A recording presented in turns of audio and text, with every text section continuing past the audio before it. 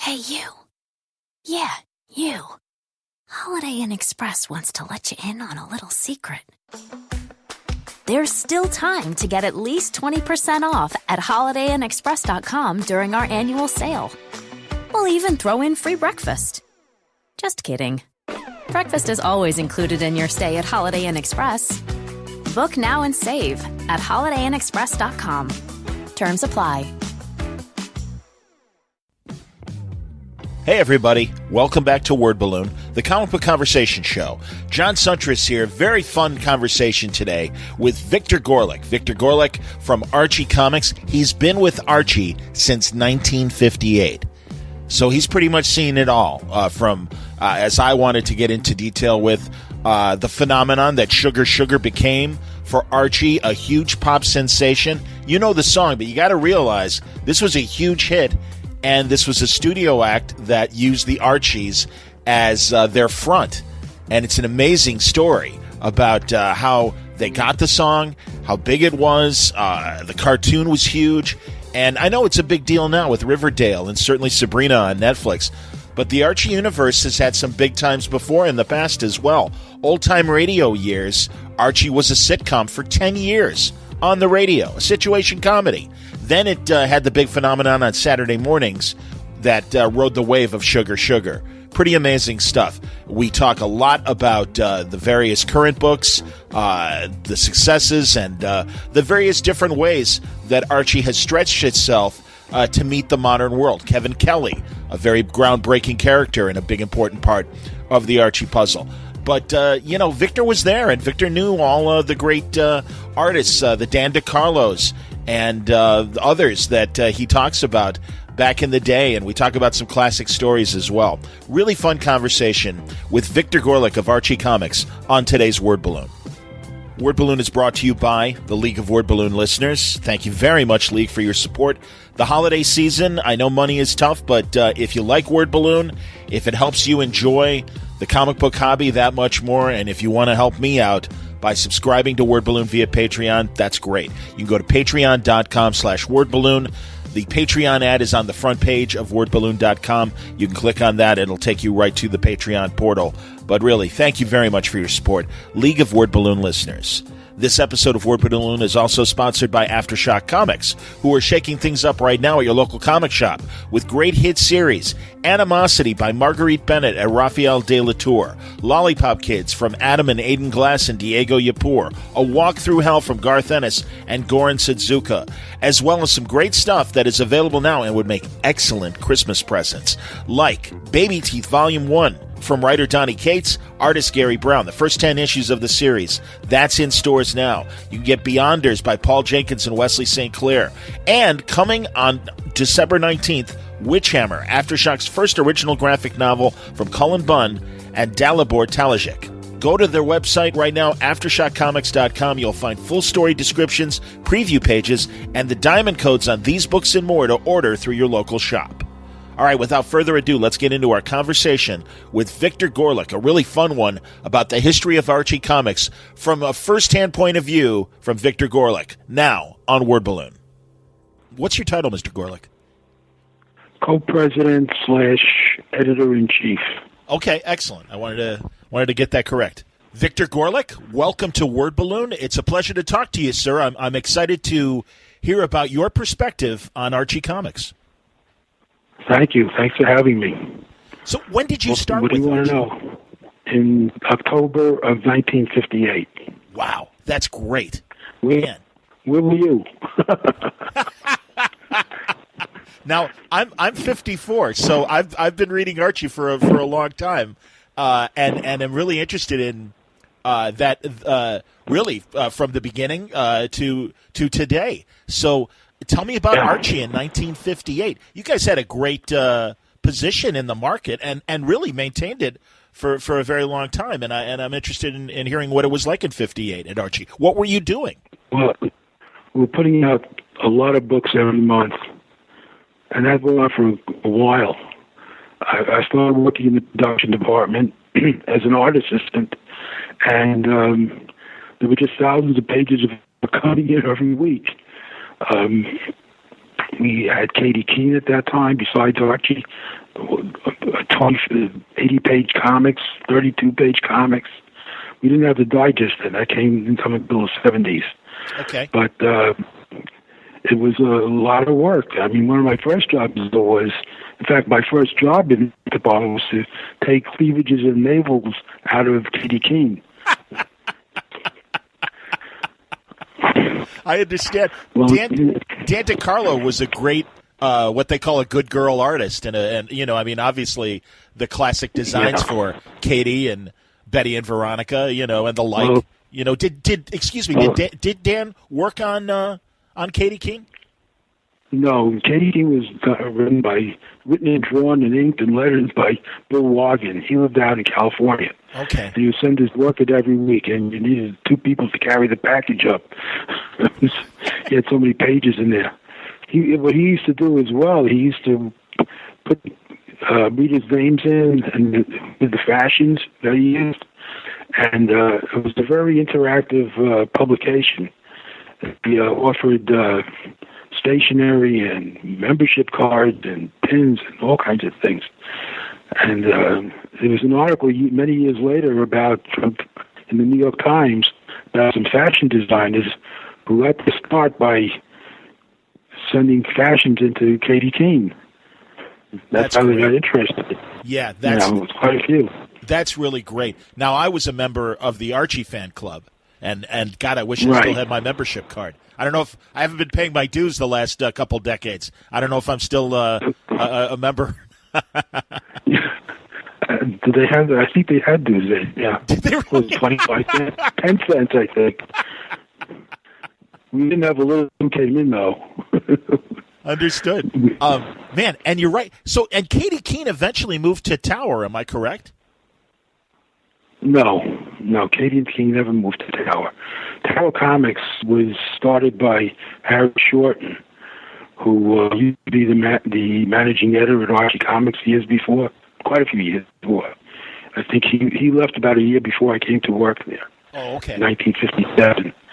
And he started his own publishing company, and one of our artists, Sam Schwartz, who was very friendly with him, was asked to come on as editor there. I was in the, I guess, late 60s, early 70s. And he was working on Thunder Agent, and they did bring in some teenage characters called the Tippy Teen. I don't know if you recall that. Yes. The Tippy Teen. And then you had, besides the Thunder Agent, you had, Dynamo and some other characters. He had some great artists working for him, but the books didn't do well at all. I did some freelance work for him. Oh, wow. Yeah, in fact, I did, not on the teenage book. I didn't work on a teenage book, but I did some work on the first issue of Thunder Agents. Wow. I led the first story. Yeah, I led the first story. I had to go up to Wally Wood's apartment on the west side. And I was there till about, 2 o'clock in the morning or something like that. I had to go up the flight of stairs in the brownstone that he lived in. He had this big giant door with looked like a safe. He opened it up. He was sitting in a canvas beach chair. He set me up at an art table with, all this. I brought all my stuff for lettering. And he just kept sending me pages with words on them for me to letter. Wow. And I led the first story, so, No, I love that's one of my highlights. That's one of my highlights. I bet. Yeah, I'm a Thunder Agents fan, and I've read some of the Dynamo, and I like Undersea Agent. I know that was more of a backup feature, but I always I thought that was a terrific feature. Undersea Agent is being drawn by one of the assistants to Milton Caniff. I forget his name offhand, but he was the one who worked on that book. I used to color that book too. So tell me about Wally Wood as a guy. What was he like? Well, he's pretty laid back, and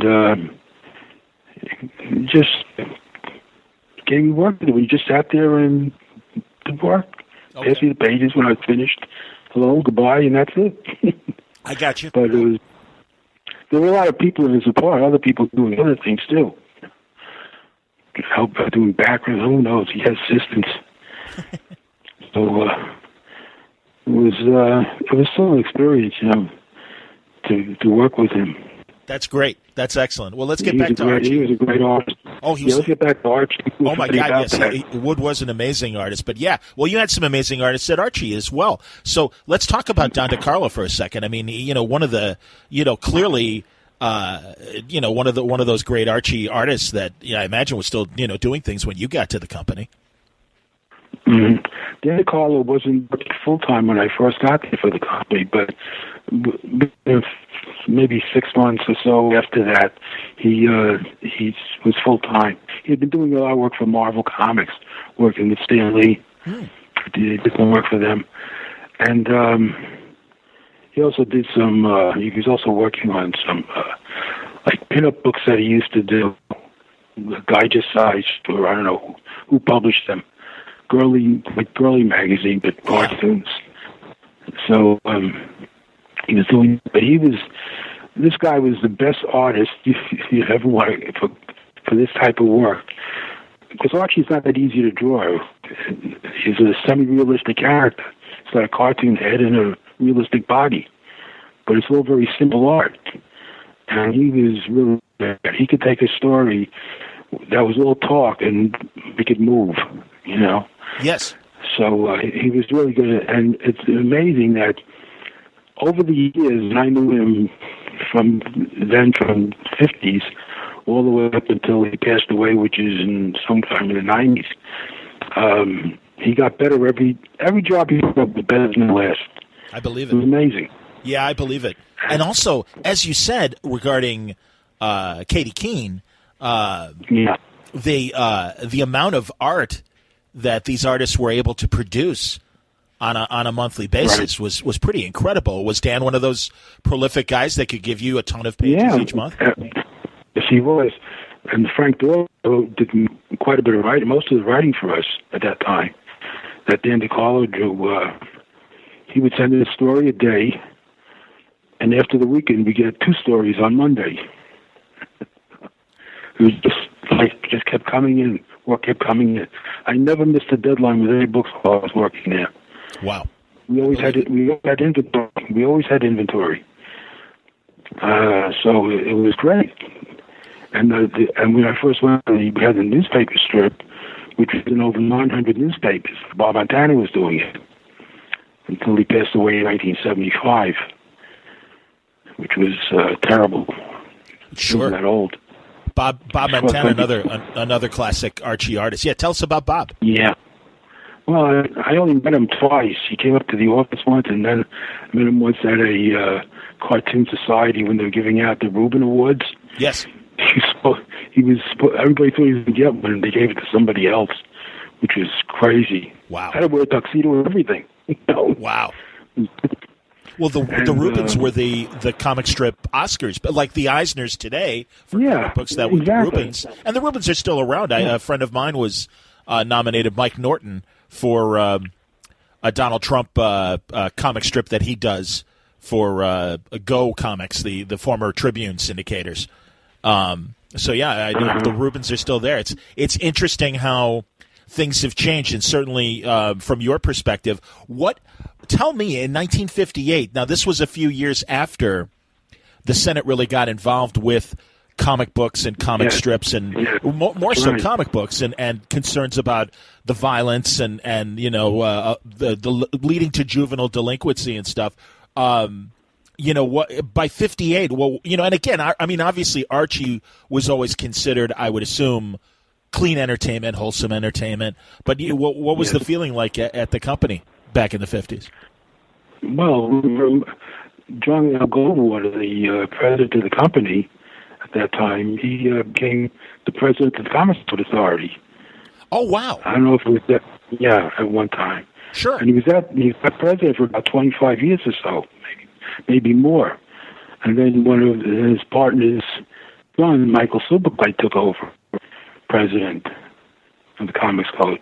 We were always very careful about the artwork, and that's why I was taking cleavages and belly buttons out because of the Code Authority.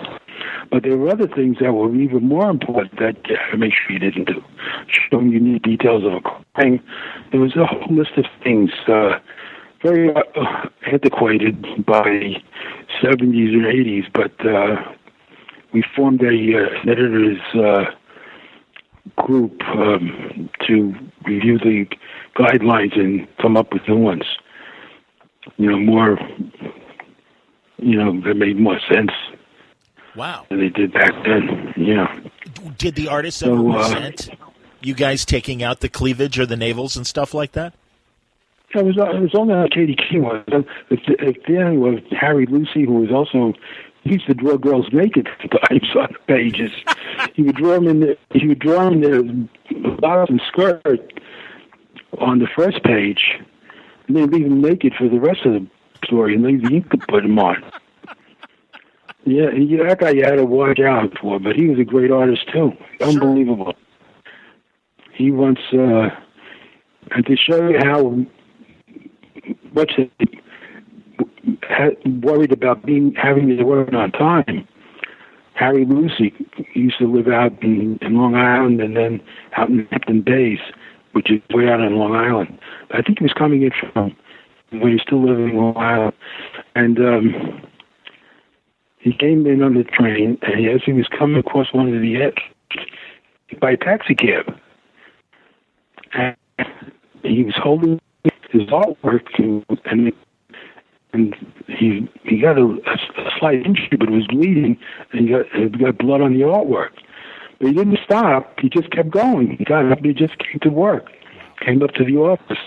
And the first thing he did was take some white paint and start cleaning up the pages. He said, Harry, what's wrong with you? Why'd you go to the hospital? And I was like, you could have sued the guy. You could have made some money.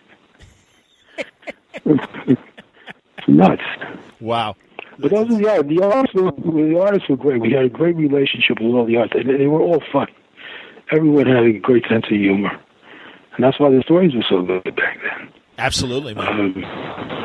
I mean, we had Bill Vigoda worked for us for many. Bill Vigoda was Abe Vigoda's brother. Oh, wow. Younger brother, yeah, Abe Vigoda. And but Bill Vigoda was very much into opera. He used to work at the office a lot. He used to smoke a pipe and sit at the board listening to opera music or classical music and drawing. Wow. But that was another guy you had to watch out for because while he was very good, in fact, he was working right through World War II at Archie, or MLJ in Archie, because he had a little problem and they didn't take him into the Army, which I'm sure he didn't care about. But he held the company together doing a lot of artwork. You look back in the 40s, you see a lot of artwork by Bill Vigoda. And he would do them completely. He lettered them, he'd ink them, he'd pencil them. Talking about doing hundreds of pages a month. How he did it. Wow. That's amazing. I learned. Go ahead. No, go ahead, sir.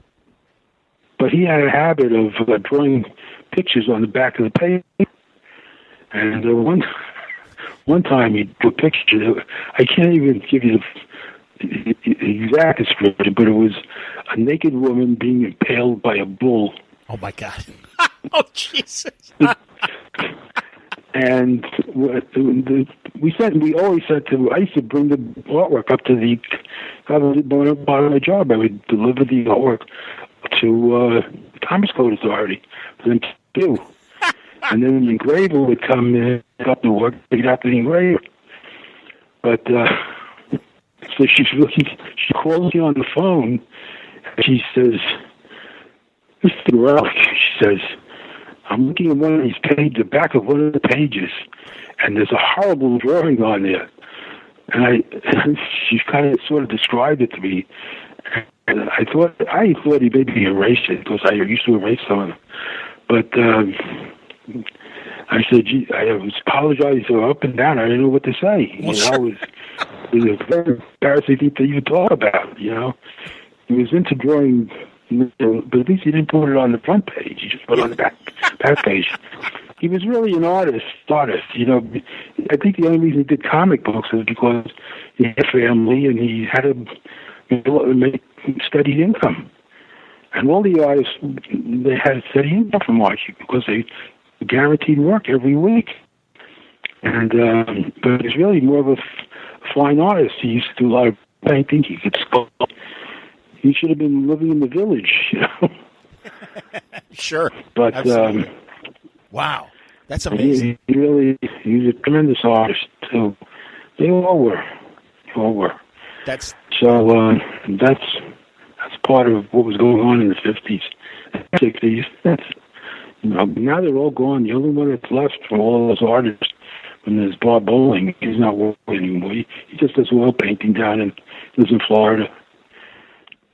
Have you ever asked him to do like a variant cover or anything? Would he be interested, or no? Is he completely out of no. the business? I get him every once in a while. I get him to do a little Archie story, but it's so hard. But when I call him on the phone, he doesn't hear. He refuses to wear. He finally gives the phone to his wife, and she is pretty good, great. Like when she finally gets what I'm saying, she gets to him. For now, if I say you to do come over for a 5 or 6 page little Archie story with place in the winter and send me some ideas. Well, let's move on to the 60s, one thing, and it happened in the late 60s, and you tell me if there were anything significant before. Which came first, actually, Josie and the Pussycats or Sugar Sugar? Sugar came first. Okay, so let me ask about Sugar Sugar, because I'll tell you what I know. I know that Don Kirshner, the producer behind Sugar Sugar, initially offered the song to the Monkees, and they turned it down. And so then he assembled his studio group that had Ron Dante, the singer, who had also had other pop hits in the 60s, a song called Tracy by the Cufflinks. Was a big pop hit that he sang. But so tell me how the association and how Kirshner ended up bringing Sugar Sugar to Archie. Well, that was something that I guess we had the cartoon show. We were going to have the cartoon show, which was being produced by Filmation Studios. And I guess maybe that's what I don't know if he was looking for the Monkees to be backup singers for that. But I guess he was looking for something where Filmation might have come to him. But in any event, the whole deal was put together with John Goldwater. I really didn't get involved in it here. Well, we're going to have a cartoon show. There's going to be music with it. So, by the Archies, they could put a group together. And next thing you know, we had Sugar Sugar as the #1 hit. Ron Dante was great. And that went on for a while. We had quite a run. Archie was on the back of boxes of cereal with records you could cut out and play. Yes. I remember it well. Absolutely. I was a very small kid back then. I was probably, I was 4 years old in most of 1969. And was that the year that Sugar Sugar hit? It was around 70. It was closer to maybe 1970. Oh, okay. The show started in 69, I'm pretty sure. The cartoon started in 69. In 69. So I guess, and the song came along probably not too far after it started. If I recall. I don't remember exactly. Maybe it might have been 69. Well, regardless, it was, first of all, Archie, it's great that Riverdale has everyone talking about Archie again and that Archie is at the forefront of pop culture again. But it's also important to point out that not only was Sugar Sugar and that Archie cartoon that ran for years, it was a big staple of Saturday mornings.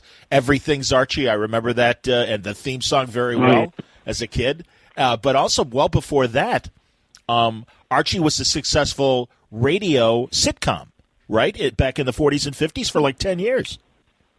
10 years, yeah, on the Blue Network. That's amazing. So, it's like Archie's always kind of, been there and been part of pop culture. But the Filmation deal, and I know you said that, you weren't involved with, the actual deal making and stuff, but that had to be a huge shot in the arm for Archie and for the publisher. Did you guys see an increase because of the television show? Yeah, especially with the advertising, too, because our circulation was so high. We really were doing very well. And sometimes I used to deal with the advertising manager, and we used to pull the advertising. You want to get so many ads, I said, you got to leave some room for the comics. You're putting all these ads in. Wow. So, and the advertising was a big part of income. Well, sure. To get about $7,500, $10,000 for a back cover. It would appear on millions and millions of books. That's amazing. Yeah. Well, and also, so then, there was Sugar Sugar, and then, of course, Jingle Jangle, a nice follow-up hit. Right. That was a significant pop hit as well. Yes, it was. And I remember those records that you could cut out of the boxes of cereals and play on my little 45 record player and everything. Excellent. Right. That was terrific. That was great, man. And it was a good run, and it went well into the 70s in terms of the various versions of the cartoon. Like I said, I remember them well. And also, I don't know if you guys still have them there on the Archie website, but I remember going there a couple years ago and watching a couple highlights from some of the cartoons. You guys had them up on the website and everything. They may be on Comixology. I don't think they'd be on Comixology. I don't know if we still have them up there. Okay. I don't know. Are there any plans to maybe make a DVD set of the old cartoons? Not that I know of, not right now. Okay. I mean, John Goldenwater is John's son. John is out in California, and he's selling Archie, all the characters. They're going crazy out there. Sabrina is huge. Yes. Have you seen that? I have. Did you see it on Netflix? Yes, I did. It's fantastic. It's a great show. All 10 episodes? I haven't. I haven't watched all 10, but I'm very impressed. That actress, she's terrific. She was great on Mad Men, and she really is a perfect Sabrina. And she's following a tough act with and now Melissa Joan Hart's run in the 90s, which was obviously pretty significant too. Well, it was, but this is way different, this show. Absolutely. Much darker. Yes. Yeah, I don't remember. She was one of the kids, one of,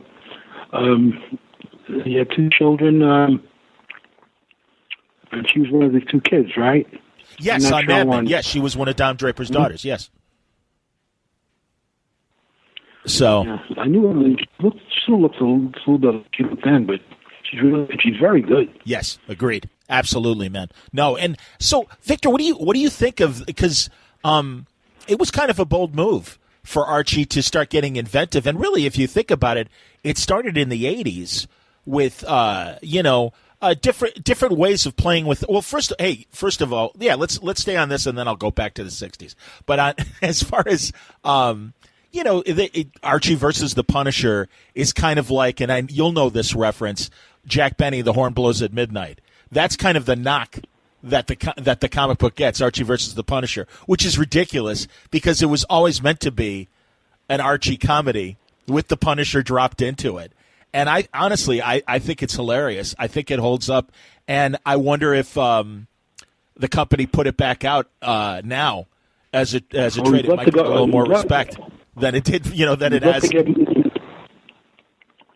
We'd love to get more copies of it now. We can go back to press, but Marvel Comics, not interested. Oh, interesting. Of course. Yeah, well, I can, them having a Punisher.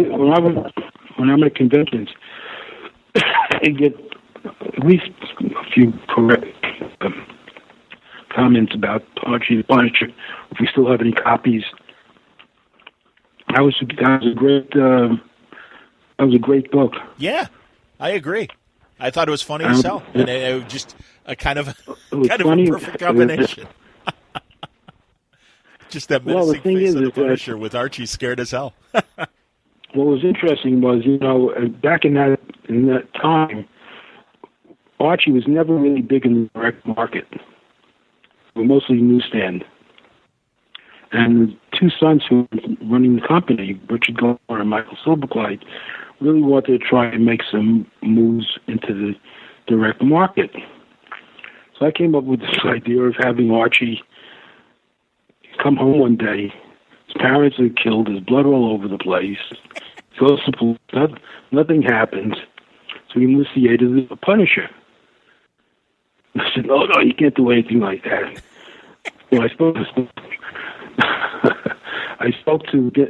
I was out in San Diego at the convention, and I had Tom DeFalco was at the table. Two other people did. Who else was there? Well, Tom DeFalco was two other people at the convention who were at the table, and Baton Lash was one. Okay. And forgot who else. Well, it doesn't matter. But we discussed doing the story, and Tom was going to write it, and get I think Stan Goldberg did the artwork. Makes sense. For the Archie artwork, and Buscema did the Punisher part. The characters. Mm-hmm. So you had two artists working on the book. And this is, I think that the Punisher never killed anyone in, Sure. So, and it was great. We had a lot of promotion on it. They had buttons it came out just in time for the New York convention. I remember, and it was really big. And if we sold it now, I bet it would sell out. I think you're right. Sure it would. That's a shame. They had a cover. They did a die cut cover. And we did just a regular Archie cover, Sure. Punisher. Yeah. And I think the cover looked much better than Marvel's, but it was really a big hit, and I loved working on it, So now we're doing a little better in the direct market, especially with these darker comics. Yes. And the graphic novels that we're putting out. These are things that New John. Yes, Young John. Has started, Young John, has brought in. We had meetings and talked about things, and you've been here over 10 years now, running the company, and we've been doing a lot of different things. And they've all been very interesting, honestly. Certainly the darker comics I know have been selling well, but I'll tell you, I really enjoyed Life with Archie that started with the Michael Uslan miniseries of Archie marrying both Betty and Veronica in different alternate timelines, and then it continuing with them married. It was a great soap opera. In a lot of ways, I wonder if that inspired the idea of Riverdale, because it was them as adults, but there was a lot of soap opera going on. My God, Miss Grundy dies, and Cheryl Blossom has terminal cancer, and Reggie is a reporter, and all of a sudden has to, give up a source or go to jail. Moose is running for mayor. I mean, I'm like, this is insane. And it was great because as an old Archie reader, it really was fun to see all these different twists for the characters. And I thought Paul Kupperberg did an excellent job writing it. And the late, great Norm Breyfogle, an excellent job as one of their artists, too. He was such a nice guy. I really liked him. We worked very closely with him, even though he was out in Chicago or someplace out there. But it's funny that you should mention the people dying off, like Grundy getting married to Weatherby. Yes. And then she died. When Kupperberg was writing that page, he said he was almost crying. He killed her off. Sure. And she died, That's how attached these writers become to the characters. And it made me cry. I understand. So, anyway, but we're going to continue that now. It's 10 years later. Can't give you no details, but it's going to be coming out probably, hoping by the spring or next summer at least. Oh, that's terrific. And Archie, the Married Life 10 years later, also two storylines, one with Betty, one with Veronica, and the kids. Oh, interesting. In their 30s. Man, hey, also, hats off. Go ahead. Mike Uslan is writing this. Oh, fantastic.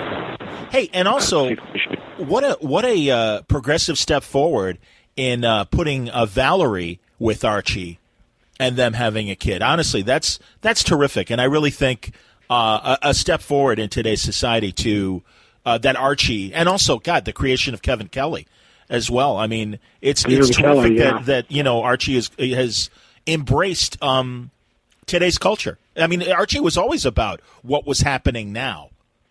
And it's great to see that the company wasn't afraid to take a step forward like that. That's true. We used to keep up with the times. Well, like every year, George Glass was living out in California. He was another writer for us, and he at that time, years ago, back in the 50s, 60s, even 70s, a lot of new things would come out, whether it's fashions or gadgets or toys or anything. They would come out out in the West, and he would do a story about it, and we'd say, "What is this? Who wears a see-through raincoat?"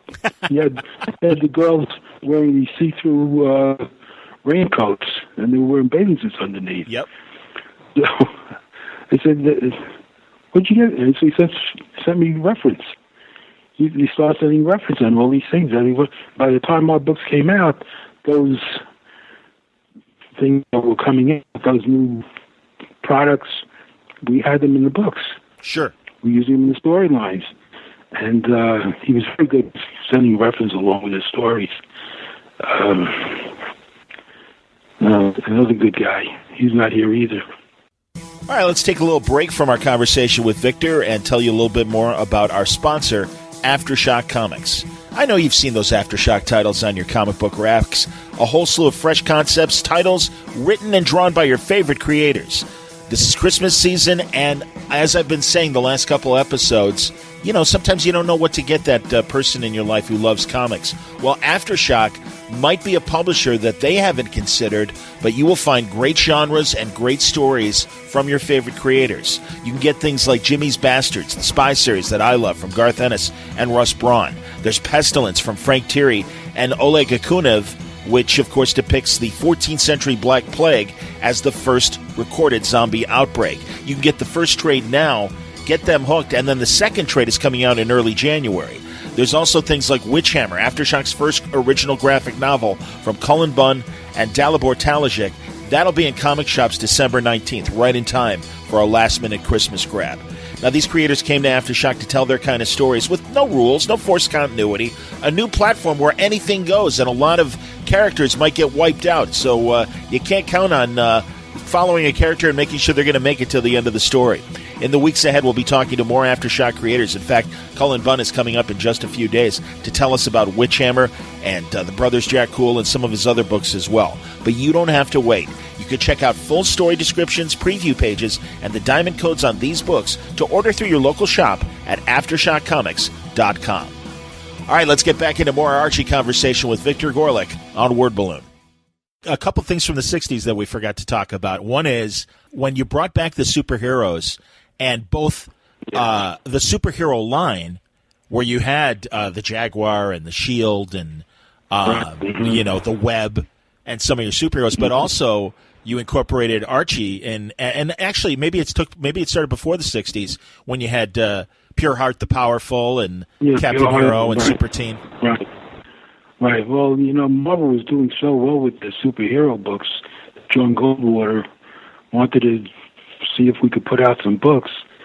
Not serious books like Marvel and DC are putting out, Marvel in particular, but a fun type of book where Archie's a superhero, Betty, Veronica, Reggie. Yes. So we came up with that. Came up with from Frank Doyle. Came up with the characters and to change them and so forth. And Bill Vigoda did a lot of that work. If you look back at some of those stories. And the regular artwork, the Jaguar and Shield and all that was mostly done by Paul Ryman. And I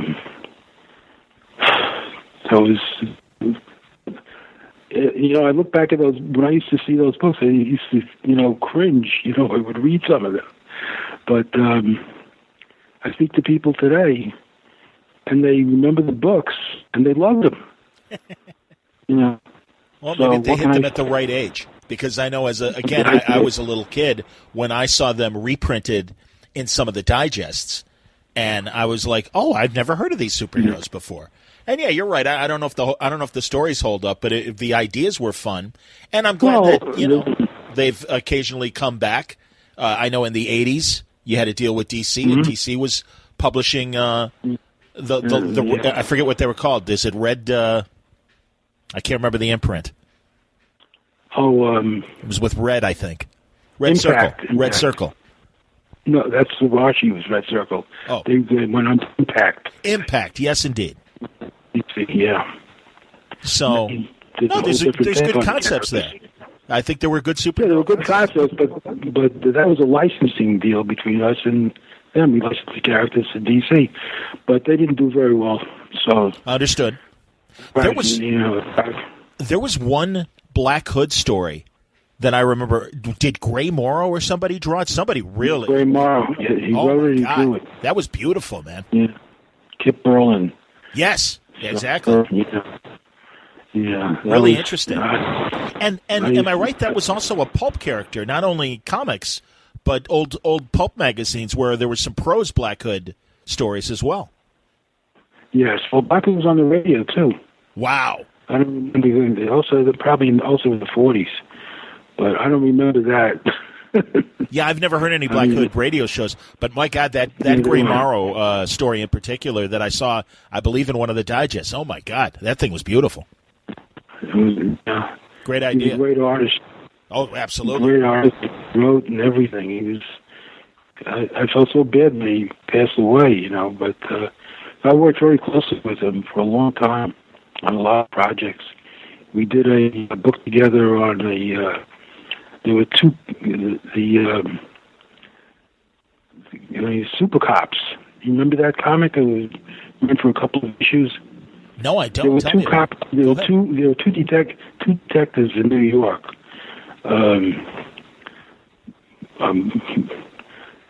Bob Greenberg and I forget the other guy's name. My mind is going. But anyway, they were in the newspapers every day. They used to be like Batman and Robin. Catching all these crooks. They wait on the roof and they come down and they catch these crooks or whatever they were. And they were arresting people who filling up the jails. And they became very popular. And they decided Greenberg wanted to do a comic book. I guess he must have gotten some feedback from the police department, but so he did a book he wrote a book on the Super Cops, and we did a couple of comics. And he lived not too far from me in Brooklyn. I used to go over to his house and bring him the script to read and show him the artwork and so forth. And I got to be close with him. So it was nice. That's cool. I remember that I don't know if it was a feature film or a television film about the Super Cops. Now that you say that, Batman and that. Yeah, it was. Yeah, but what I was really actually the artwork was Gray Morrow. So I was going, and Gray Morrow lived in Brooklyn too. So I was going to his house and to his house, going around delivering and picking up artwork. It's crazy. And Archie put out Super Cops? Yeah, we put that out. Wow. Mm-hmm. Do you have, that would be something interesting. I don't know how much Gray Morrow material you guys have, but, and I know he's kind of a forgotten name unless you're of a certain generation. But, man, it would be great to see a collection of Gray Morrow work that he did for Archie Collected. We put out a book called, it was like a horror book. Chilling Adventures and is that what this is? No, that's the Sabrina book. I had another book that we put out that had on Gray Morrow work in a trade paperback. I didn't get the name for it. I have to get up. Look. No problem. I'll tell you afterwards. Yeah. Yeah. No. So I don't know how well we only did one book. I had Gray Morrow, quite a bit of Gray Morrow stuff, and some other artists, a lot of other pretty famous artists. But that was under Red Circle. Okay. That story that was done under Red Circle. And we should talk a little bit about Josie and the Pussycats. Yeah. That was a great success, wasn't it? Yeah, well, the TV show did very well. The live-action movie that they did wasn't that big of a hit, but I think it has a cult following, so if you're up at 2 o'clock in the morning, you might see it come through. And but we're putting out some Josie books now. We put out some Josie comics, and we're working on some Josie trade paperbacks now. And you might see Josie back in maybe hopefully on TV one day. Well, I know that John was working on that. Okay. We're trying to put together a live band, Josie and the Pussycats. So we'll see what happens. Well, and I know they've been characters in Riverdale as well. So that's been nice. Now, really, congrats on getting the Riverdale deal. And it's great that the show is doing so well. I think it's a great dark soap opera comedy. I know that there's serious stuff going on, but you can't help but smile in that soap opera way. They get a little bit of humor in there. But it's really, I missed it last night though, so I did too. I have to watch it today. But I read them all, Sure. So, and so going into this dark direction, is it? Were you surprised? Were you fearful? I was initially proposed. I was a little, not so much surprised, I was a little nervous that this might not work, but I was wrong. It turned out to be a great move. Because we're going so many different directions with the characters. Veronica jumped in the werewolf, Veronica is a vampire. It's crazy. We had what was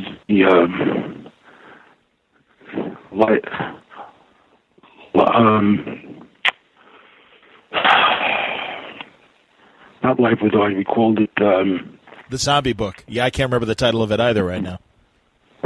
It's been out of the picture for so long.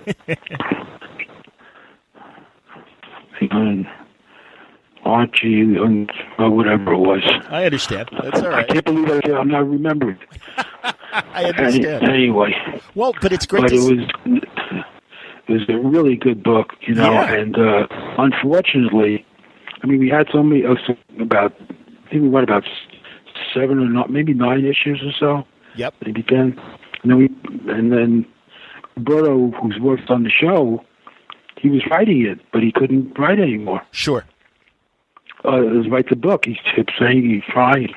And the writers could have written it, but he didn't want anybody else to touch it, I guess. I understand. Yeah. Well, Chilling Adventures and Sorcery. Well, Chilling Adventures and Sorcery, that was it. Chilling Adventures. Chilling Adventures of Sorcery. Okay. And that has a lot of those great marvels. It's a trade paperback.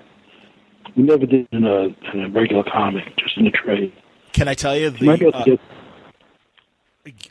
prior to that, decades, because I read it in the 70s, but I guess it's a story from around the time you joined Archie.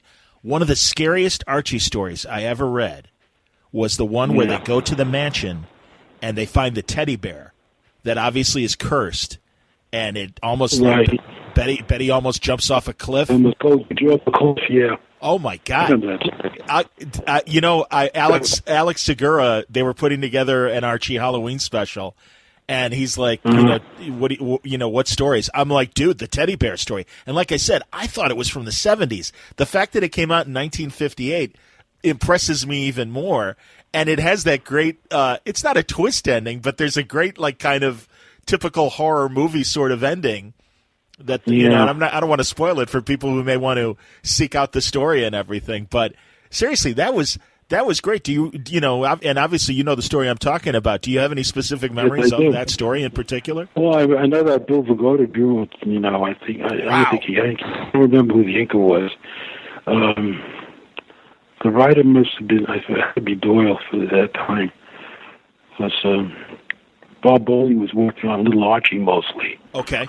Loved Little Archie, by the way. Yeah, well, Bowley his books always sold in the direct market for some reason. So he was pretty well known, maybe because he signed the books. Well, he always signed them, and his stories were great. He had so much insight to kids; it was unbelievable. And he doesn't have any kids either. Oh wow! Well, and also I'm glad that you let my buddies Art Baltazar and Franco do some new Little Archie stories in the last couple of years. Those guys are hysterical. I love those guys. Well, they're perfect for Archie. Yeah. They're perfect for Archie. Yeah. They took some of their artwork and made a children's book out of it. They did the cover or something. I don't know. We put it together. I wasn't working on that project. There are things going on here that I don't even know about. Believe it or not. All of a sudden, I'll see something. Hey, when did we decide to do this book? Nobody tells me anything anymore. I don't know what. You mentioned that Archie didn't do well in the direct market, but one place it always did well was in the supermarket. Check out those digests. From again when I was a little kid up until through my teen years. If the subject matter struck me, I would pick them up, and that had to be tremendously beneficial to the company.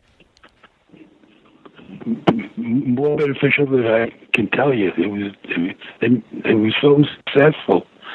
It's unbelievable. They sell well, but none of the comics like they used to sell back in the 70s, 60s, 70s. Days, but they still do very well. They hold up. It's a nice package. Price is a little more than it used to be. Sure. But everything goes up. Of course. There's so much competition with the internet. Kids have so many different things to look at and to read that sometimes comic books are the first thing on their mind. But those digest books, the parent buys. Right. They go to the checkout counters.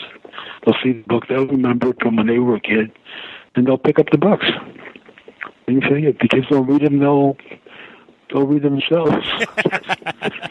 Of course, no, absolutely, and that's how I got them. Absolutely, my parents coming home from the grocery store and throwing me a digest, and that was terrific. Throwing it to you or throwing it at you, depending on their mood. Yeah, exactly. Sometimes throwing it.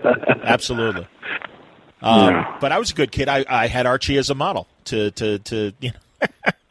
I'll tell you honestly, I'm so thrilled that Archie has moved in the directions that it has, because I do. I think it's an important part of comic book history, and sometimes I really feel like there's such a focus on the superhero market that you forget about all the other components of the business that kept it going through the highs and lows of the decades.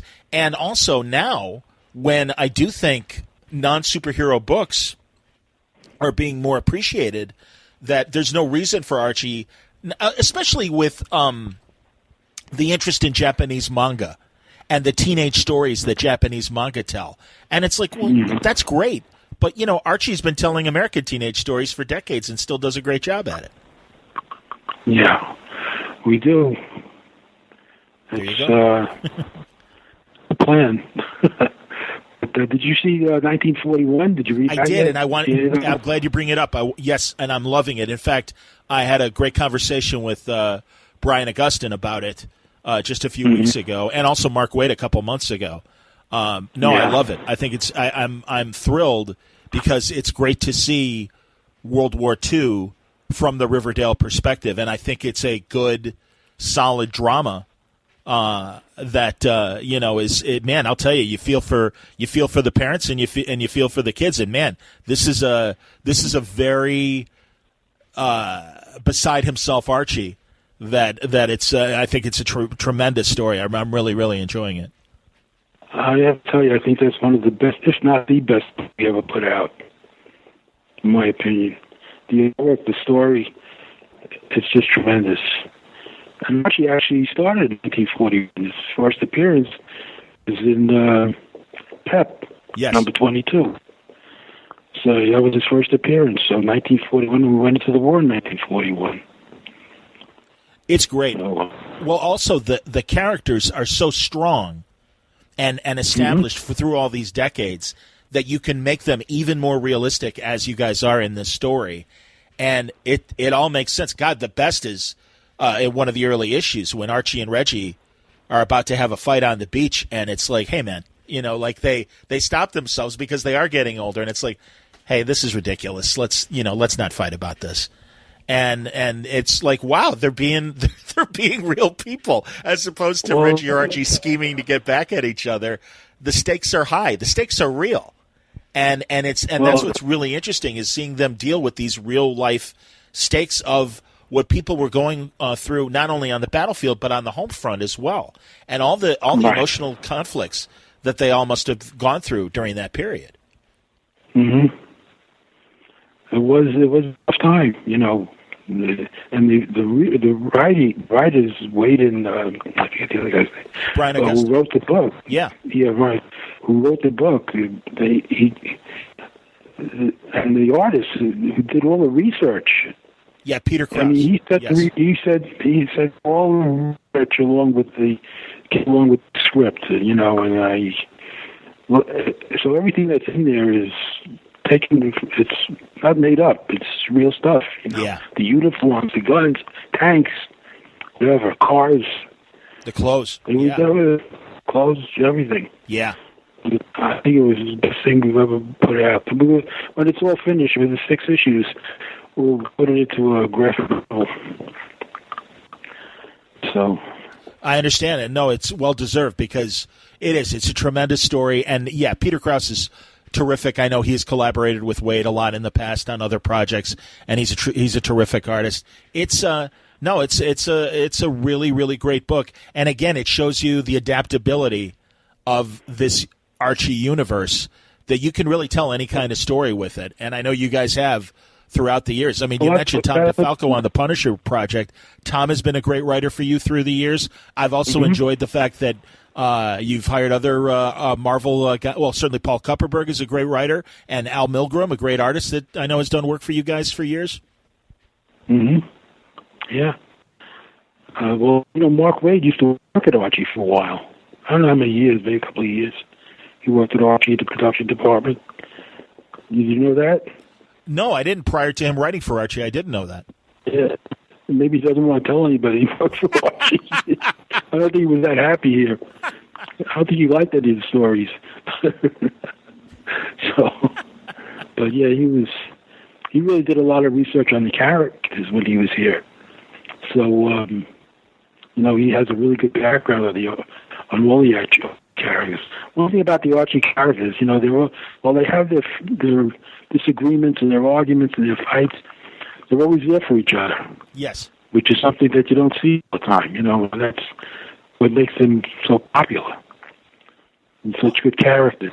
Agreed. Well, and they're also beyond Archie, Betty, Veronica. You got Pops, and you've got Archie's parents, and certainly the Lodges, and I mean the Coopers, and this extended family of characters that, again, through the years, you've leaned on these characters to tell other stories.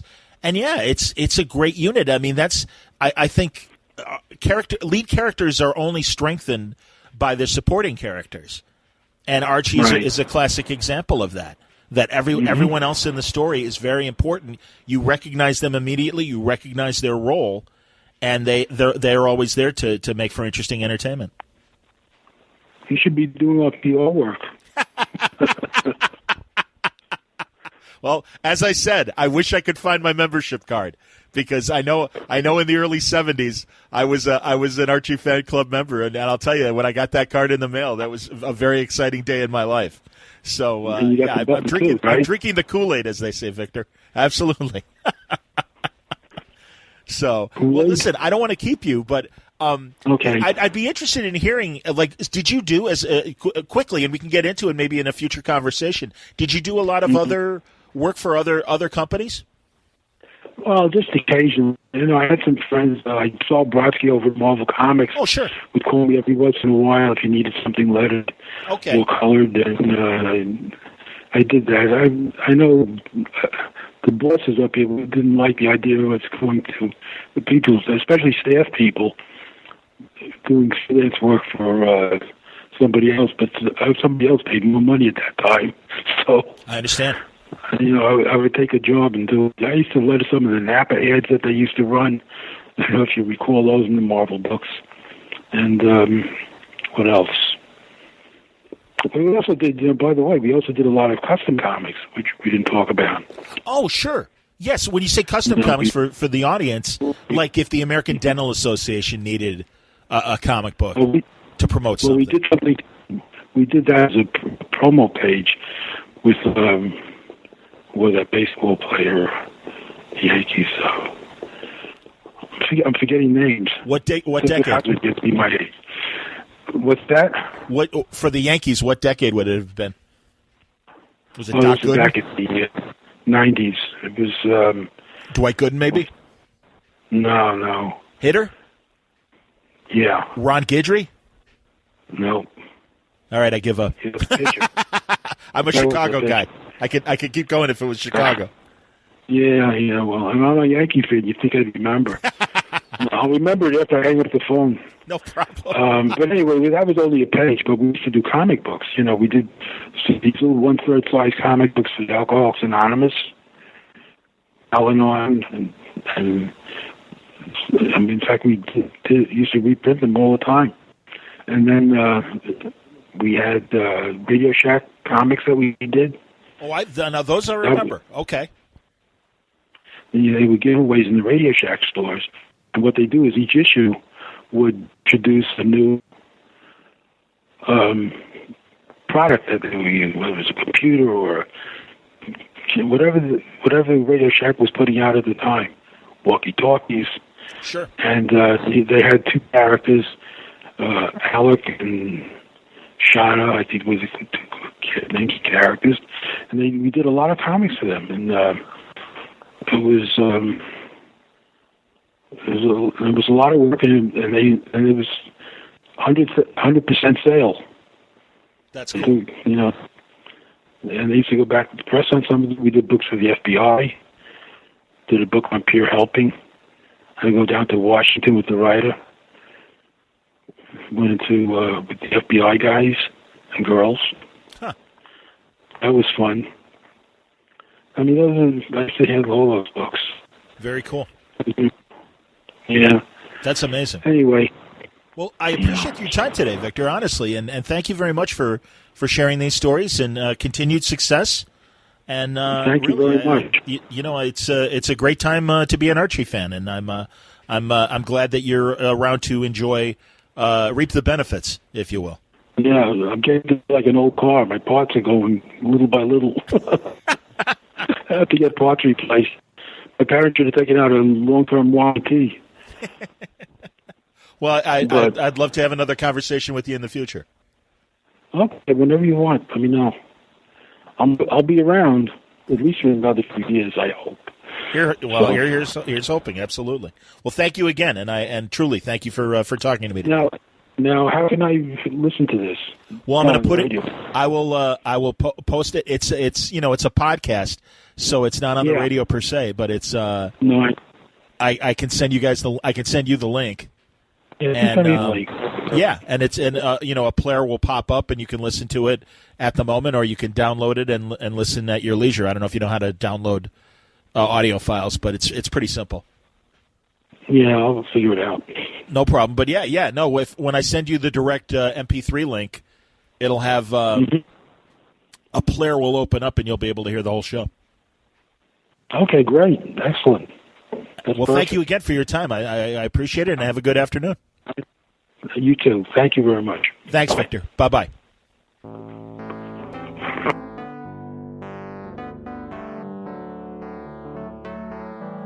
I'm telling you, Great stuff is happening at Archie. I have been a renewed fan since the Life with Archie years from a couple years ago. And they keep surprising me with great ideas. Archie 1941 is amazing. Of course, all the horror turns they've been doing with Archie, Jughead and Sabrina, all hilarious. And it seems like there's a lot more ideas coming down the pike from Archie Comics. So it was a pleasure to catch up with a man who's got the perspective from the way it was done back in the day to the way it's done now. Victor Gorelick on today's Word Balloon. I hope you enjoyed today's conversation.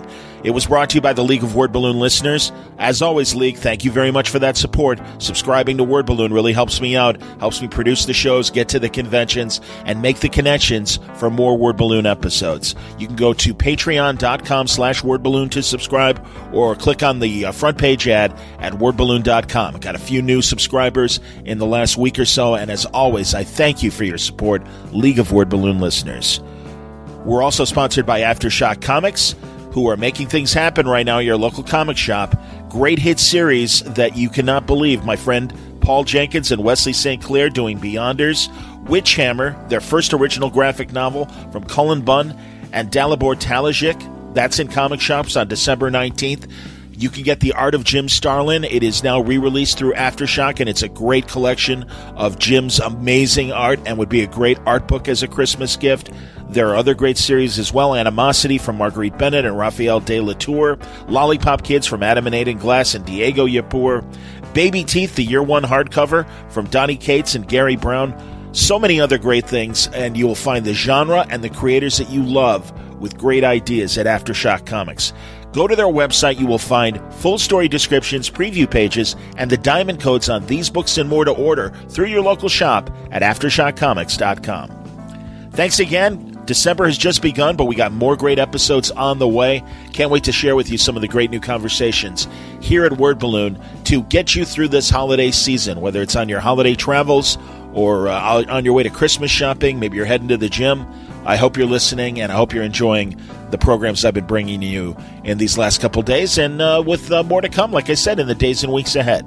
Until next time, Word Balloon is a copyright feature of Shaky Productions, copyright 2018. As it rapidly approaches, this spectacular event impacts the very fabric of space and time. We call it the holidays. Fortunately, Sarah at the Container Store can help. Hi. As time runs out, how do you manage? Well, we offer a huge selection of gift wrap, including our gift wrap 3-packs, now 50% off. You get 3 high-quality rolls of wrap for just $4.99. Plus, our stocking stuffers are up to 50% off, too. Sarah, savior of time and the holidays. Or just Sarah. The Container Store, where space comes from.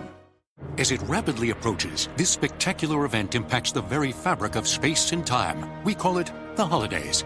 Fortunately, Sarah at the Container Store can help. Hi. As time runs out, how do you manage? Well, we offer a huge selection of gift wrap, including our gift wrap 3-packs, now 50% off. You get 3 high-quality rolls of wrap for just $4.99. Plus, our stocking stuffers are up to 50% off, too. Sarah, savior of time and the holidays. Or just Sarah. The Container Store, where space comes from.